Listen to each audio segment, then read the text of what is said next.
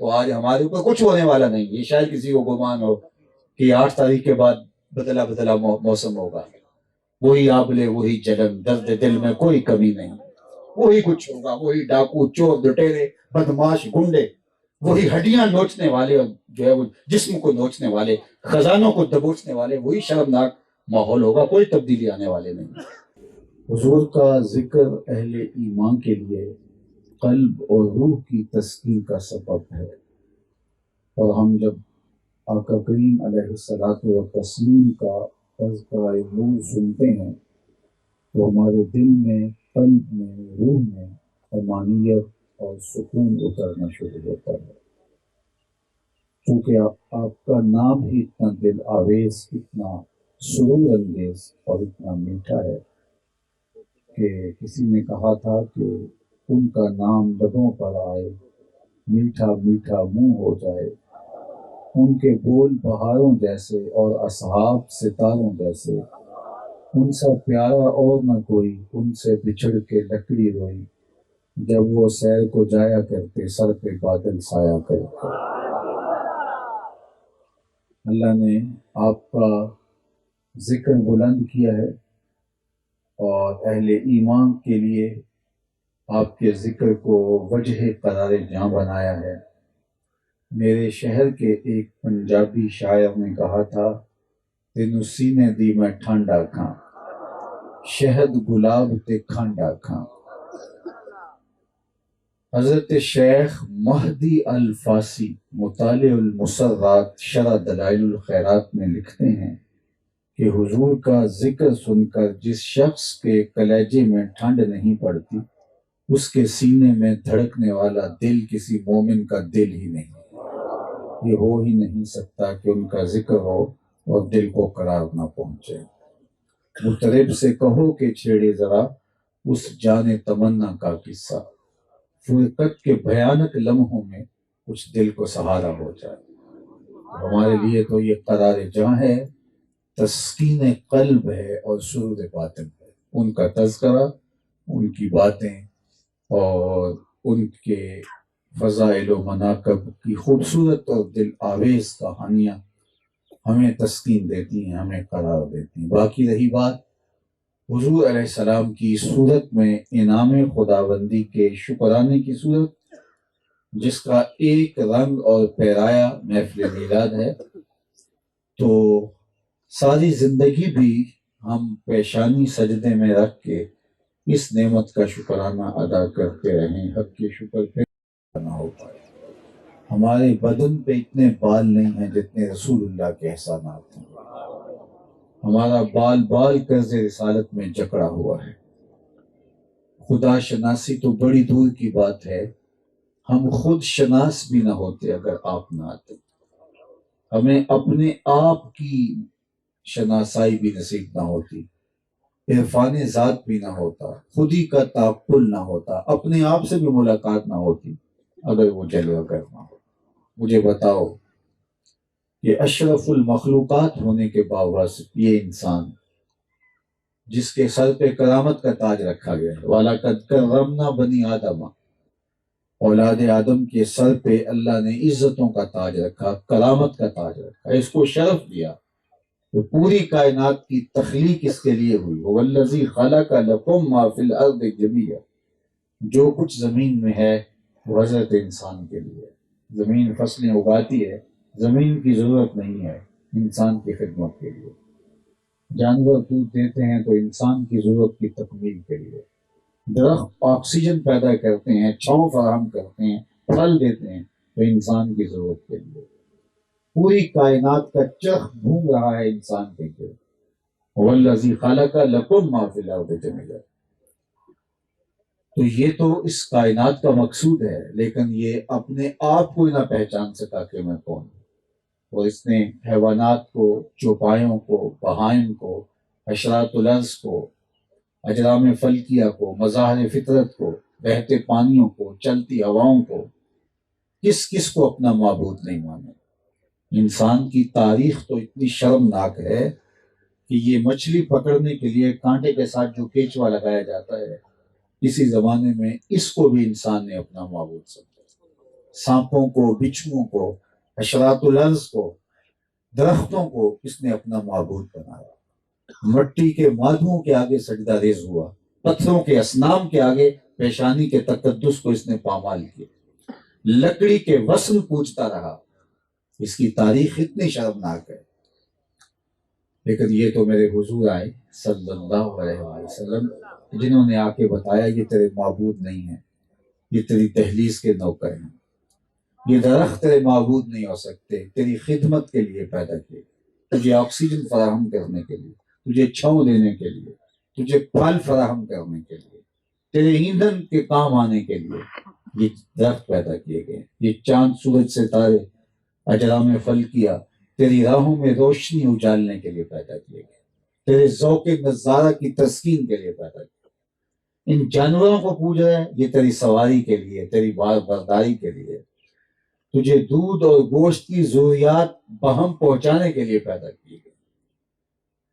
اگر نہیں تو دیکھ، چاند کو پوچھتا ہے، یہ دیکھ انگلی اٹھتی ہے، وہ ٹکڑے ہو کے قدموں میں آتا ہے۔ سورج کو پوچھتا ہے، یہ دیکھ اشارہ ہوتا ہے، وہ بھاگتا ہوا اثر کے وقت پہ آتا ہے۔ درختوں کو پوچھتا ہے، جا میں نہیں تو ہی کہہ دے تمہیں اللہ کا رسول بلا رہا ہے۔ درخت بھاگتا ہوا آ کے قدموں میں سلامیاں دیتا ہے۔ اب انسان کی آنکھ کھلتی ہے کہ جن کو میں معبود سمجھتا تھا وہ تو میری دہلیز کا نوکر نکلا، جس کو میں خدا مان رہا تھا وہ تو انسان کی انگلی کے اشاروں پہ رقص کرتا دکھائی دے رہا ہے۔ اب اس کی آنکھ کھلی، اس کا فہم جاگا، اور اب اس کی ٹون ہی بدل گئی، اس کا لہجہ ہی تبدیل ہو گیا۔ اب اس کا بدلا ہوا لہجہ دیکھیے، یہ جو درختوں کو، حشرات ارض کو، اجرام فلکیہ کو، درختوں کو، ہواؤں کو، چلتے پانیوں کو اور بہتی ندیوں کو اپنا معبود سمجھتا تھا، اب ذرا اس کا بدلا ہوا لہجہ دیکھیے۔ اب یہ بولتا ہے، فرشتہ کہنے سے میری توقیر گھٹتی ہے، میں مسجود ملائک ہوں، مجھے انسان رہنے دو۔ کہتا اگر مجھے فرشتہ بھی تم نے کہا تو اس سے بھی میری عزت میں فرق آتا ہے، کیونکہ فرشتوں کی پیشانی بھی تو میرے حضور جھکتی رہی۔ اب اس کا باطن جاگتا ہے اور اس کی خود ہی جاگتی ہے، اور اسے اپنے آپ کی سمجھ آنے لگتی ہے۔ کانپتا ہے دل تیرا اندیشہ طوفان سے کیا، ناخدا تو، بحر تو، کشتی بھی تو، ساحل بھی تو، دیکھ آ کر کوچائے چا کے گرے با میں کبھی، کیس تو، لیلا بھی تو، صحرا بھی تو، محمل بھی تو، وائے ناکامی کہ تو محتاج ساقی ہو گیا، میں بھی تو، مینا بھی تو، مستی بھی تو، محفل بھی تو، آہ کس کی جستجو آوارہ رکھتی ہے تجھے، راہ تو، راہ رو بھی تو، رہبر بھی تو، منزل بھی تو، بے خبر تو، جوہر آئینہ ایام ہے، تو زمانے میں خدا کا آخری پیغام ہے۔ اب اس کو پتا چلا کہ میں کون ہوں، اور خود ہی سے ملاقات ہوئی، اپنے آپ سے ملاقات ہوئی۔ تو خدا شناسی تو بڑی دور کی بات ہے، یہ خود شناس بھی نہیں تھا، خود شناسی کا نور بھی ملا تو حضور کی دہلیز پہ آ گیا، اس ذات پہ آ کے اس کو اپنے آپ سے ملاقات ہوتی ہے۔ اللہ اکبر۔ تو یہ نعمت جو ہمیں نصیب ہوئی، تو ساری زندگی پیشانی کو سجدے میں رکھ کے شکریہ ادا کرتے رہیں، اس کا حق شکر ادا نہ ہو۔ خدا شناسی تو بہت بڑی بات ہے، خود شناسی بھی نہیں تو آپ کی ہمسائیگی میں انڈیا بستا ہے، پی ایچ ڈی ڈاکٹر ہے، اور وہ بت کے آگے ہاتھ جوڑے کھڑا ہے، کتنی بھاری اور بھرکم ڈگری، لیکن عقل و فہم اور ادراک کہاں گھاس چرنے گئی۔ جو اپنے بدن پہ بیٹھی مکھی نہ اڑا سکے، اس مٹی کے مادھو کو، اس پتھر کے صنم کو، اس لکڑی کے وزن کو وہ اپنا معبود مان رہا ہے اور اس سے حاجتیں مانگ رہا ہے۔ دوسری جانب M B B S doctor ہے اور گائے کے پیشاب کو تبرک سمجھ کے چسکیاں لے کے پیا، اس کی طبع میں کوئی نفاست نہیں ہے، اس کی طبی معلومات اس کو کچھ فراہم نہیں کرتی کہ یہ متعفن اور بدبودار چیز کیا اس کے لیے شفا کا سبب اور اس کے لیے بہتری کا ذریعہ ہو سکتی ہے، لیکن اس کو تبرک سمجھا ہے۔ دوسری جانب میں اپنے گاؤں کی مسجد میں ایک 8-7 سال کے بچے کو دیکھا کہ وہ اپنے پائچے کو مل مل کے دھو رہا تھا، تو اس نے پانی معمول سے کچھ زیادہ کھول رکھا تھا، تو جھڑکنے کے لہجے میں نے کہا کہ تم نے اتنا زیادہ پانی کھولا ہے؟ تو وہ لجاجت بھرے لہجے میں مجھے جواب دیتا ہے کہ حضرت میں گلی سے گزر رہا تھا تو کسی جانور کے پیشاب کا چھینٹا میرے پانچے پہ گر گیا ہے اور میں سکول جا رہا ہوں۔ وہ کسی دارالعلوم کا فارغ التحصیل عالم نہیں تھا کہ جس نے نجاست غلیظہ و خفیفہ کے احکام پڑھے ہوں۔ وہ 7-8 سال کا دوسری تیسری کلاس کا ایک بچہ تھا جو پانچے کے اوپر پڑے ہوئے جانور کے پیشاب کے غیر مرئی چھینٹے بھی گوارا نہیں کرتا، اور ادھر MBBS ڈاکٹر ہے، گائے کے پیشاب کو چسکیاں لے لے کے پی رہا ہے۔ تو اندر سے آواز آئی کہ یہ کیا ماجرا ہے؟ تو اس ڈاکٹر کو تو سمجھ نہیں آئی، اور اس 8 سال کے بچے کو سمجھ ہے۔ تو آواز یہی آئی کہ میاں وہ ہے ڈاکٹر، لیکن اس کے ہاتھ میں دامن میرے حضور کا نہیں، اور یہ ہے بچہ ماں نے گٹی میں پیار ہی حضور کا دیا، اس لیے تقدس اس کی روح تک اتر آیا۔ تو زندگی کا نور، باطن کے اجالے اور اندر کا سرور اگر نصیب ہوگا تو اسی چوکھٹ سے نصیب ہوگا۔ اللہ اکبر۔ سید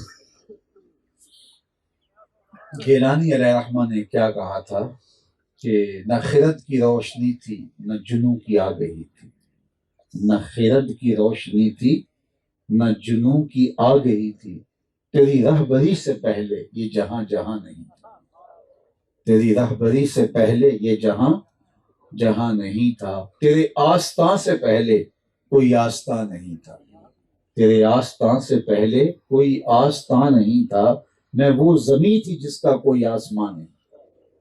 تو زندگی کا سارا جمال، زندگی کی ساری خوبصورتیاں اسی دہلیز سے ملی۔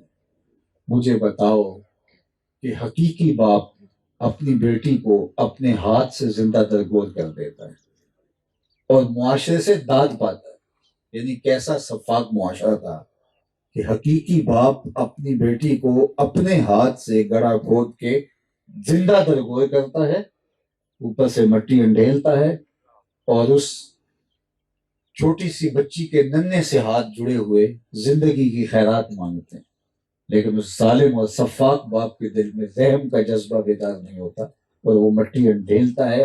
اس بچی کی سسکیاں، اس کی آہیں، اس کی چیخیں، اس کے جڑے ہوئے ننھے ننھے ہاتھ اس مٹی میں دب جاتے ہیں، اور جب وہ وہاں سے واپس آتا ہے تو معاشرہ داد دیتا ہے، تو نے کارنامہ سے انجام دیا، تو نے اپنی عزت بچا لی، اپنی پگڑی کے کلس کو نیچا ہونے سے بچا لیا، جو بیٹی کو اپنے ہاتھوں سے زندہ درگور کر کے آیا تھا۔ یہ کوئی وہم نہیں، حقیقت ہے۔ وَإِذَا الْمَوْءُودَةُ سُئِلَتْ بِأَيِّ ذَنبٍ قُتِلَتْ، قیامت کے دن سب سے پہلا مقدمہ جو ہوگا وہ ان بچیوں کا ہوگا۔ قبروں میں گڑی ہوئی اللہ ان بچیوں کو اٹھائے گا، کیونکہ ان کی نہ کوئی FIR کٹی، نہ ان کے لیے کسی نے آنسو بہائے، نہ ان کے لیے جو ہے وہ کسی نے موم بتیاں جلائیں، نہ کسی ادارے میں کسی ایوان میں ان کے لیے کوئی احتجاج ہوا، نہ کسی نے ان کے لیے بینر اٹھائے، زندگی سمیت ریت میں دب گئی وہ۔ آج قیامت کے دن پہلا مقدمہ ان کا لایا جائے گا۔ اول ما یحاسب بہ العبد یوم القیامہ القتل، سب سے پہلا سوال نماز کا ہوگا، لیکن پہلا فیصلہ قیامت کے دن قتل کا ہوگا۔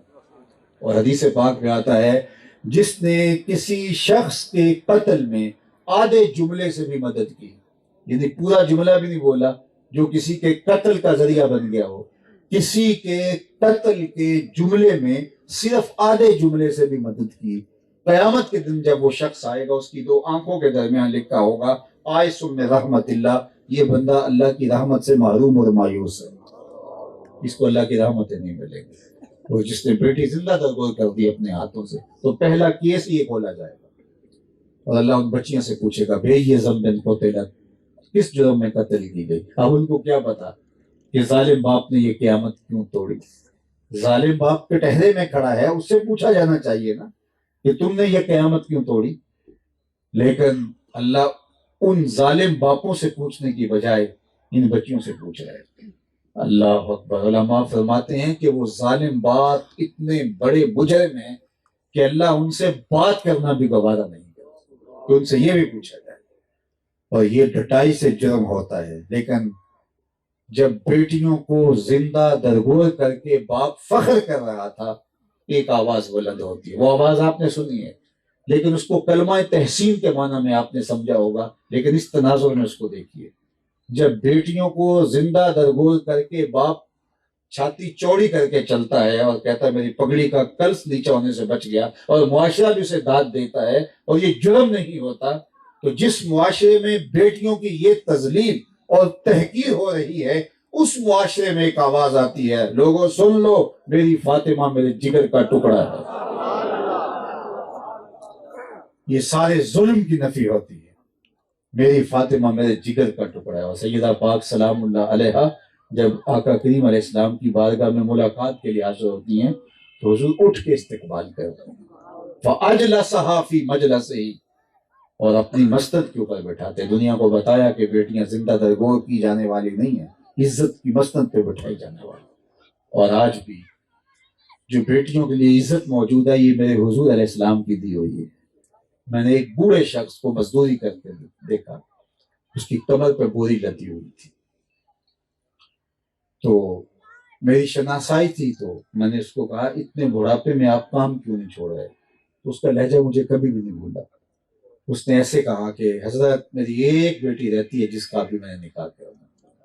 میں نے کہا یہ بوڑھا باپ اس بیٹی کے لیے بڑھاپے میں دھکے کھا رہا ہے، یہ باپ تو زندہ درگور کرتا تھا، یہ بیٹا، یہ بھائی فیکٹری میں اوور ٹائم لگا رہا ہے کہ میں نے بہن کے ہاتھ پیلے کرنے ہیں، یہ تو زندہ درگور کرنے میں باپ کے ساتھ شامل ہوتا تھا۔ میں نے پردیس میں پتھر کوٹتے لوگ دیکھے ہیں کہ ہم نے بیٹیوں کی شادیاں کرنی، بھائی وہاں جوانیاں کاٹ دیتے ہیں کہ ہم نے بہنوں کی شادیاں کرنی ہیں، یہ تو زندہ درگور کرتے تھے۔ ان کے سینے میں بیٹیوں کا پیار کس نے ڈالا؟ جواب آیا میلاد والے رسول نے۔ تو یہ ایک دن کے میلاد سے حق ادا نہیں ہوگا، ساری زندگی ان کے نام کرنا ہوگا۔ یہ نہیں ہے کہ ایک دن ہم آئے چند نعرے لگا لیے اور واپس چلے گئے، ہمیں اپنی زندگیاں حضور کے نام کرنا ہوگا، ان کے لائے ہوئے نظام کو اپنی زندگی میں اتارنا پڑے گا، اپنی زندگیوں کو منظم اور مرتب کرنا ہوگا ان کے لائے ہوئے نظام کی مطابقت میں۔ میرے استاد فرماتے تھے یہ نہ ہو کہ لوگ تمہیں پوچھیں تم کون ہوتے ہو، تمہیں بتانا پڑے جناب ہم مسلمان ہوتے ہیں، یہ دیکھو مذہب اسلام کے خانے میں اسلام کے طور پہ لکھا ہوا ہے۔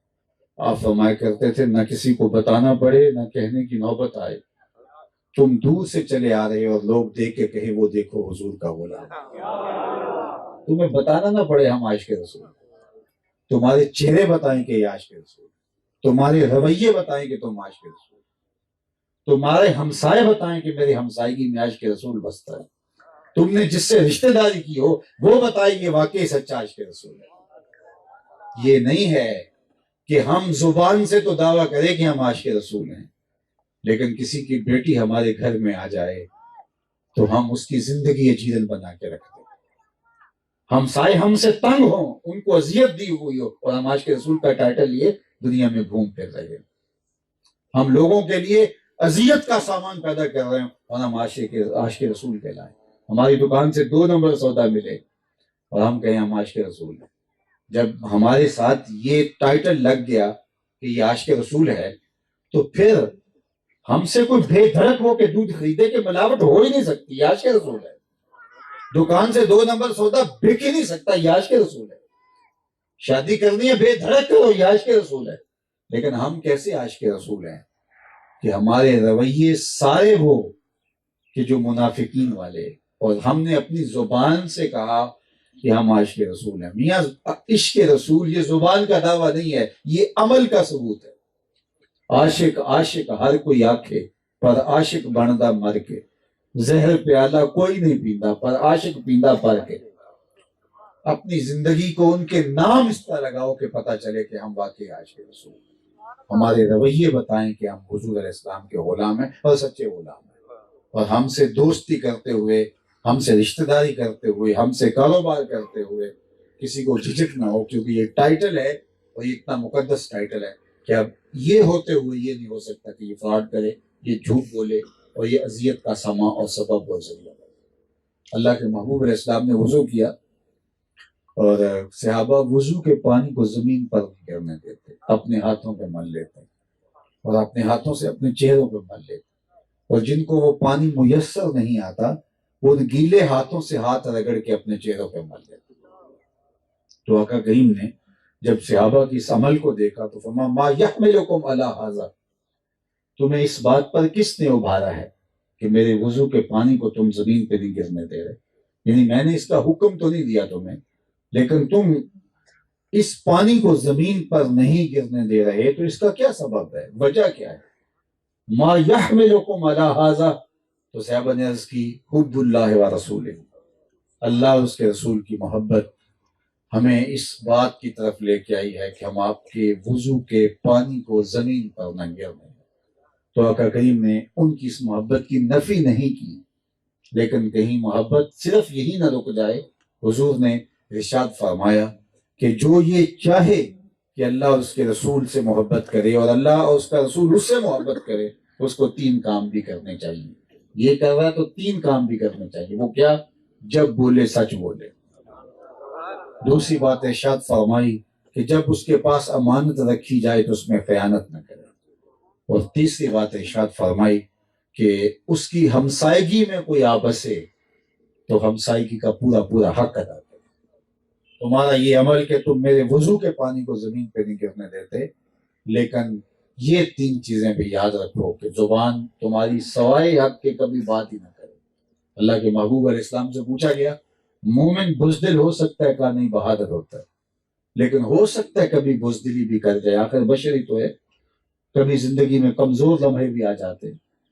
تو پھر کہا کہ اچھا مومن بخیل ہو سکتا ہے؟ کہا نہیں، مومن سخی ہوتا ہے، لیکن ہو سکتا ہے کبھی بخل بھی کر جائے. بلکہ فرمایا اولاد مبخلتن و مجبنتن، جو اولاد ہے یہ بندے کو تھوڑا تھوڑا بخیل بھی بنا دیتے اور تھوڑا تھوڑا بزدل بھی بنا دیتے. بندے کے پاس جب اولاد نہیں ہوتی، اکیلا ہوتا ہے، کمارا ہوتا ہے، تو بہادر بھی زیادہ ہوتا ہے، شاہ خرچ بھی زیادہ ہوتا ہے. لیکن جب اولاد آ جاتی ہے تو پھر وہ فرمایا مبخلتن و مجبنتن، تھوڑا تھوڑا بخیل بھی ہو جاتا ہے، تھوڑا تھوڑا وہ جو ہے وہ کمزور ہو جاتا ہے، بزدل پڑ جاتا ہے. تو کہا ہو سکتا ہے مومن ہوتا ویسے سخی ہے، اس کی فطرت سخی ہونا، لیکن ہو سکتا ہے کبھی اس سے کوتاہی ہو جائے، بخل ہو جائے. ہوتا مومن بہادر ہے، لیکن ہو سکتا ہے کبھی اس سے بزدلی بھی ہو جائے. یہ 2 سوال ہوئے. پھر تیسرا سوال حضور سے پوچھا گیا مومن جھوٹا ہو سکتا ہے؟ آقا کریم نے فرمایا جھوٹا نہیں ہو سکتا. یہ طے شدہ بات ہے، اس میں کوئی گنجائش نہیں ہے کہ مومن ہو جھوٹا ہو، یہ ہو ہی نہیں سکتا. تو میں اور آپ دیکھیں کہ ہمیں دعویٰ ایمان ہے تو ہماری زندگی میں جھوٹ ہے. آج تاجر کہتا ہے جھوٹ نہ بولے تو سودا نہیں بکتا. میں کہتا ہوں جاپان والوں کا کیسے بک رہا ہے؟ وہ تو جھوٹ کے کبھی قریب نہیں گئے، جھوٹ تو انہوں نے زندگی میں نہیں کبھی بولا، تو ان کا سودا کیسے بک جاتا ہے؟ تو ہم نے یہ سمجھا کہ شاید یہ فن ہے، یہ ایمان کی کمزوری ہے. تو مومن جھوٹا نہیں ہوتا، مومن سچ بولنے کا عادی ہوتا ہے، اس کی زندگی کے اندر سچائی جڑی ہوئی ہے. فرمایا کہ جب کوئی شخص جھوٹ بولتا ہے تو اس کے منہ سے بدبو نکلتی، جس کو ہم تو نہیں سونگھ پاتے، لیکن اللہ کے نورانی فرشتے اس بدبو کو محسوس کرتے ہیں، اور رحمت کے فرشتے 1 میل پیچھے ہٹ جاتے ہیں. بدبو جب نکلتی ہے جھوٹ کی وجہ سے تو 1 میل فرشتے پیچھے ہٹ گئے.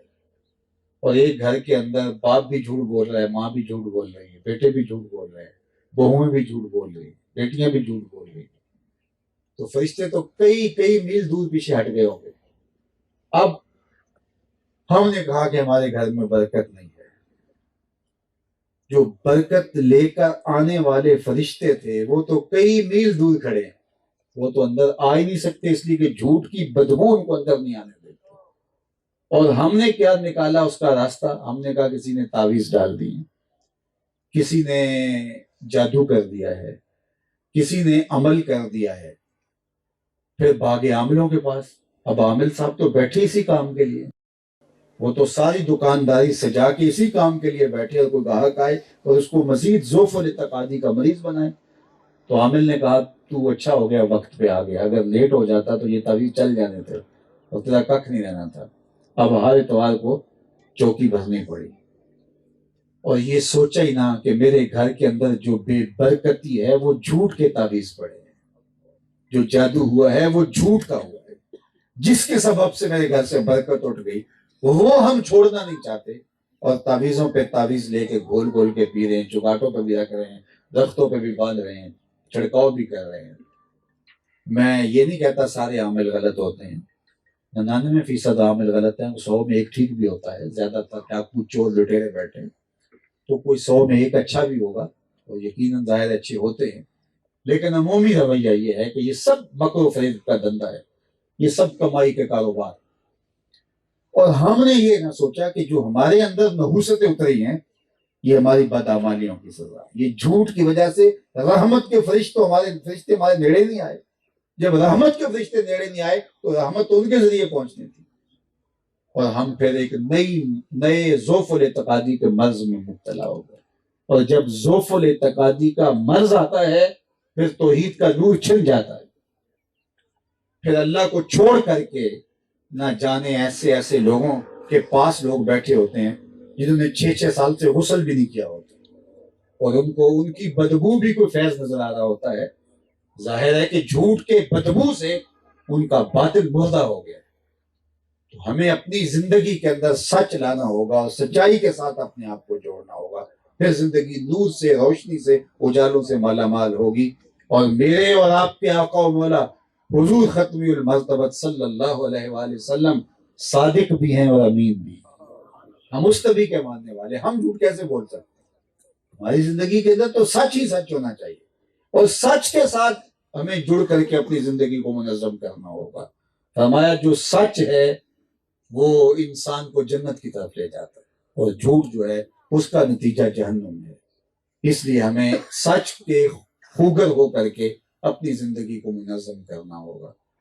میں سمجھتا ہوں یہ جتنا بڑا علاقہ ہے لاکھوں نفوس پر مشتمل ہوگا، یہ میرے پاس جو بیٹھے ہیں یہ چند 100 لوگ ہوں گے، 1000 ہوں گے، 1500 ہوں گے، اتنے لوگ کئی لاکھ لوگوں میں سے یہ چند لوگ ہیں، لیکن اگر آج کی اس مجلس کے اندر صرف اتنے لوگ جو میرے سامنے بیٹھے ہوئے ہیں یہ صرف یہی عزم کر کے اٹھ جائیں کہ آج کے بعد ہماری زندگی میں جھوٹ نہیں ہوگا، تو آپ کا علاقہ دیکھیے 1 مہینے میں بدلا بدلا دکھائی دے، لیکن ہمیں تقریر سننے کا بھی ایک چسکا ہے، ہم تقریر کانوں کے تلذذ کے لیے سنتے ہیں، کانوں کا ایک نشہ ہے نا، اس لیے ہم محفل، تقریر، یہ ساری چیزیں ہمارا کانوں کے تلذذ کے لیے، روح کی زندگی نہیں ہے، اس لیے جتنی تقریریں آج ہو رہی ہیں ماضی میں کبھی اتنی ہوئی تھی؟ چینلز کھولو تقریریں ہیں، یوٹیوب کھولو تقریریں ہیں، مختلف جو ہے وہ پلیٹ فارم ہے سوشل میڈیا کے، ہر جگہ پہ خطابات ہو رہے ہیں، کتابوں کی کتابیں چھپ رہی ہیں، جلسے ہو رہے ہیں، محافل ہو رہی ہیں، تقریریں ہی تقریریں ہو رہی ہیں۔ ہمارے صوفیاء نے تقریر تھوڑی کی تھی، ان کا تو عمل تھا، اور اس کے عمل کی خوشبو سے دنیا بدل گئی تھی، اور آج میری تقریر سن کے لوگ سبحان اللہ تو کہہ دیں گے، لیکن اگر اندر تبدیلی نہیں آتی تو پہلے مجھے اپنے اندر اترنا پڑے گا کہ میں کہاں کھڑا۔ اللہ مجھے توفیق دے کہ میں اچھے اعمال کے ساتھ اپنے باطن کو مزین کروں، اور اللہ آپ کو بھی توفیق دے کہ ہم مساجد کے اندر جمعۃ المبارک کے خطبے میں آئیں یا کسی جلسے میں آئیں، ہمارا مقصد کانوں کی لذت حاصل کرنا نہ ہو، ہمارا مقصد خیر دینا ہو اور اس پر عمل کرنا ہو۔ صحابہ 10 آیتیں سنتے تھے، اگلی 10 تب پڑھتے تھے جب 10 پہ عمل ہو چکا ہوتا تھا، تو وہ عملی مسلمان تھے، اور ہمارے پاس معمولات کا ذخیرہ تو ہے، ہمیں بڑے بڑے جملے یاد ہیں، بڑے بڑے اقوال زرعی یاد ہیں، لیکن ہمارے پاس اگر عمل کی دنیا میں آ کے دیکھیں تو ہم زیرو ہیں۔ تو اس لیے حضور کے ساتھ محبت کا تقاضا یہ ہے کہ حضور علیہ السلام کی اطاعت کی جائے، حضور کی فرما برداری کی جائے۔ عبداللہ ابن رواحہ رضی اللہ تعالی عنہ کو جب جنگ موتا پہ حضور نے بھیجا تو فرمایا کہ ان لوگوں کو لے جاؤ، تو یہ جمعرات کا دن تھا، تو فرمایا ان کو 7 لوگوں کو لے کے تو جنگ موتا پہ روانہ ہو جاؤ۔ تو حضرت عبداللہ ابن رواحہ نے سوچا کہ اتنا لمبا سفر ہے، ہو سکتا ہے دوبارہ حضور کو ملنا بھی نصیب ہوتا ہے یا کہ نہیں، اور اسی غزوہ میں حضرت عبداللہ ابن رواحہ کی شہادت بھی ہو گئی تھی۔ تو حضرت عبداللہ ابن رواحہ نے صحابہ کے لشکر کو تیار کیا اور شہر سے باہر روانہ کیا اور کہا تم چلتے رہو، میں تمہارے ساتھ آ کے مل جاتا ہوں، اور رات مدینہ المنورہ میں رکے اور صبح حضور کے پیچھے جمعہ پڑھا۔ جب حضور خطاب فرمانے بیٹھے تو دیکھا عبداللہ ابن رواحہ بیٹھے ہوئے، تو فرمایا ابن رواحہ تم یہاں ہو، میں نے تو کہا تھا کہ تم روانہ ہو جاؤ۔ عرض کی حضور میں نے سب کو روانہ کر دیا، اور میں رک گیا ہوں اس آرزو میں کہ پتہ نہیں دوبارہ آپ کو دیکھنا نصیب ہوتا ہے یا نہیں ہوتا، تو آپ کے پیچھے آخری جمعہ پڑھ لوں۔ تو آقا کریم نے فرمایا ابن رواحہ، زمین اور آسمان کے درمیان جتنی جگہ خالی ہے اگر یہ سونے سے بھر جائے اور تم اس کو خیرات کر دو، جو چلے گئے ہیں تم ان کے ثواب کو پھر بھی نہیں پہنچ سکتے۔ حالانکہ حضرت عبداللہ ابن رواحہ حضور کے پیچھے جمعہ پڑھنے کی نیت سے رکے تھے، لیکن ایک طرف حضور کا حکم تھا اور ایک طرف ان کی محبت کا ایک جذبہ تھا، لہٰذا محبوب کا حکم مقدم ہے۔ تو مجھے اور آپ کو دیکھنا ہوگا کہ میں اور آپ اپنے ذوق کی ہی زندگی گزار رہے ہیں یا حضور کی اطاعت اور فرما برداری کے مطابق زندگی گزار رہے ہیں۔ اللہ اکبر، محمد دی زیارت محمد دے رنگ وچ، ان کے رنگ کے اندر ہمیں آنا ہوگا۔ یاری لا تو پاک نبی سنگ اے پر پوری یاری، پھر درود قبول ہے تیرا لکھ نہ لو ایک واری۔ تو ان کے عطا کیے ہوئے نظام حیات کو اپنی زندگی میں اتاریں۔ تو میں پھر اپنے استادوں کا قول دہراتا ہوں کہ یہ نہ ہو کہ لوگ تمہیں پوچھیں تم کون ہو اور تمہیں بتانا پڑے صاحب ہم مسلمان ہوتے ہیں۔ کہا تمہاری وضاحت سے لے کے طرز زندگی تک، تمہارے وعدے وعید سے لے کر کے تمہارے انداز حیات تک ایسا ہو کہ تم دور سے بھی آ رہے ہو تو لوگ کہیں یہ حضور کا غلام ہے۔ نور آنکھوں میں تو چہروں پہ اجالے ہوں گے، مصطفیٰ والوں کے انداز نرالے ہوں، دنیا میں بھی ان کے دم سے مقدر چمکا، محشر میں بھی ان کی رحمت کے حوالے ہوں گے۔ اللہ تعالیٰ آپ کو مجھے حضور علیہ السلام کی کامل اتباع کی توفیق عطا فرمائے، اور ہمارے محترم حاجی صاحب کو کاروبار میں، رزق میں، مال میں، جان میں، اولاد میں برکتیں دے۔ آپ سب لوگوں کو اللہ تعالیٰ یہاں سے واپس گھروں میں پہنچنے سے پہلے اس اجتماع کی برکتیں نصیب فرمائے، اور اللہ ہم سب کو نیک صالح پاکیزہ مسلمان بنا۔ ہم یہ چاہتے ہیں کہ حکومت اچھی آ جائے ہمارے اوپر، حکمران اچھے آ جائیں، لیکن ہم خود نہیں بدلنا چاہتے، کبھی بھی ایسا نہیں ہوگا۔ یہ اللہ کا ایک نظام ہے۔ اعمالکم امالکم، تمہارے اعمال ہی تمہارے امال ہیں، جس طرح کے عمل ہوں گے اس طرح کے حکمران آئیں گے۔ کسی نے حجاج بن یوسف سے کہا، جو بہت بڑا ظالم شخص گزرا ہے تاریخ کا، حضرت حسن بصری رضی اللہ تعالیٰ عنہ کہا کرتے تھے پچھلی امتوں کے لوگ اپنے سارے ظالم اکٹھے لا کے ایک پرڑے میں ڈال دیں، دوسرے میں ہم حجاج بن یوسف کو ڈال دیں، یہ پرڑا پھر بھی بھاری ہو۔ 70,000 لوگ اس نے اپنے ہاتھ سے قتل کیے، 90,000 لوگ اس کے حکم سے کٹے، لیکن کسی نے جرأت کر لی اور حجاج بن یوسف سے کہا کہ تو نے حضرت عمر کا زمانہ دیکھا ہے، اگرچہ اس وقت بچپنے میں تھا، تو ان جیسا انداز حکمرانی اختیار کیوں نہیں کرتا؟ تو اس نے 2 لفظی جواب دیا، تبازروا اتعمر لکم۔ اس نے کہا تم ابو ذر غفاری جیسی رعایا بن جاؤ، میں عمر جیسا حکمران بن جاؤں۔ جب رعایا ابو ذر غفاری جیسی ہوتی ہے تو حکمران حضرت عمر جیسا۔ تو آج ہمارے اوپر کچھ ہونے والا نہیں، یہ شاید کسی کو گمان ہو کہ 8 تاریخ کے بعد بدلا موسم ہوگا، وہی آبلے، وہی جلن، درد دل میں کوئی کمی نہیں، وہی کچھ ہوگا، وہی ڈاکو، چور، لٹیرے، بدماش، گنڈے، وہی ہڈیاں نوچنے والے اور جو ہے وہ جسم کو نوچنے والے، خزانوں کو دبوچنے والے، وہی شرمناک ماحول ہوگا، کوئی تبدیلی آنے والے نہیں۔ خام خواہ آپ مشقت میں نہ پڑے، ایسی نہ امید لگا کے بیٹھیں کچھ ہونے والا نہیں، اس لیے ہم بدلنے والے نہیں۔ جب ہم بدلنے والے بھی نہیں تو اوپر سے بدلنے والے نہیں۔ اعمالکم امالکم، تمہارے اعمال ہی تمہارے حکمران ہیں، ہم بدلیں گے تو اللہ رحمت کی چھتریاں پہنیں گے۔ اس لیے یہ سزا ہے ہماری، یہ بات ذہن میں رکھیں، ہمارے گناہوں کی سزا۔ اللہ تعالیٰ قرآن مجید میں ارشاد فرمایا وہ اس بات پہ قادر ہے کہ تمہارے اوپر سے بھی عذاب نازل کرے، تمہارے نیچے سے بھی عذاب۔ علماء تفسیر نے کہا اوپر سے عذاب کیا ہے؟ پتھر برسیں، نیچے سے عذاب کیا ہے؟ زلزلے آئیں۔ لیکن حضرت عبداللہ ابن عباس رضی اللہ تعالیٰ عنہ فرماتے نہیں، اوپر کا عذاب اور نیچے کا عذاب اور ہے۔ پوچھا کیا؟ کہا اوپر کا عذاب یہ ہے حکمران ظالم ہوں، اور نیچے کا عذاب یہ ہے تمہاری اولاد نافرمان۔ یہ اوپر اور نیچے کا عذاب ہے۔ تو آج اس عذاب میں ہم جکڑے ہوئے ہیں اور جکڑے رہیں گے جب تک ہم سچی توبہ نہیں کرتے، اجتماعی توبہ نہیں کرتے، اور وہ ہم تیار نہیں ہیں تو کرنے کے لیے۔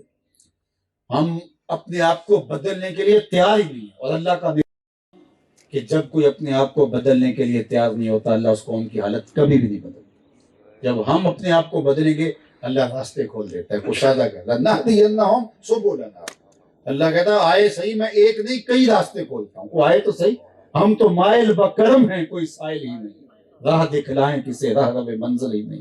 جلوائے طور تو موجود ہے کوئی موسیٰ ہی نہیں. کچھ سچی طلب سے آئے تو صرف دروازے کھول دیتے. لیکن جب تم نہیں بدلنا چاہتے تو تمہارے اوپر یہ سزا کے طور پہ مسلط ہوتے رہیں گے اور یہ ہوتا رہے گا تمہارے ساتھ. خوش فہمی اگر پال لو تو یہ تمہاری مرضی, لیکن یہ ہونے والا کچھ نہیں ہے. تو آئیے میں اور آپ اپنے آپ کو بدلیں, اپنی زندگی کو تبدیل کریں. آغاز یہاں سے ہوگا اور اس جسم کا آغاز یہاں دل سے ہوگا. وہ کسی نے کہا تھا نا کعبے کے یہاں گل نہیں مکتی دل و نہ مکائی. یہاں سے آغاز لیں اور پھر پورے بدن کو, پھر اپنے گھر کو. قوا انفسکم واہلیکم نارا وقودها الناس والحجارہ. اللہ نے قرآن میں ضابطہ دیا ہے. قوا انفسکم, پہلے اپنے آپ کو بدلو. اس کے بعد فرمایا واہلیکم, اور پھر اپنے اہل خانہ کو جہنم کی آگ سے بچاؤ. وقودها الناس والحجارہ, جس کا ایندھن انسان اور پتھر ہے. تو آغاز یہاں سے ہوتا ہے, میری ذات سے ہوگا, پھر میرے گھر سے ہوگا, پھر وہ نور پھیلے گا. لیکن ہم اپنے آپ کو نہیں بدلنا چاہتے, دوسروں کو بدلنا چاہتے. اپوزیشن حکومت کو بدلنا چاہتی ہے, حکومت اپوزیشن کو بدلنا چاہتی ہے. عوام کہتی ہے اوپر والے بدل جائیں, وہ کہتے ہیں نیچے والے بدلیں. یہ لڑائی چلتی رہے گی, بدلاؤ کوئی بھی نہیں ہوگا. تو مجھے اپنے سے آغاز کرنا ہے, آپ کو اپنے سے آغاز کرنا ہے, اور اپنی زندگی ہم قیامت کے دن اپنا اپنا فرد عمل لے کے اللہ کے حضور پیش ہوں گے. اللہ تعالیٰ میرے ملک کی خیر فرمائے. یہ دعا کیجیے کہ اللہ ملک کو ہر طرح سے اپنی حفاظت میں رکھے.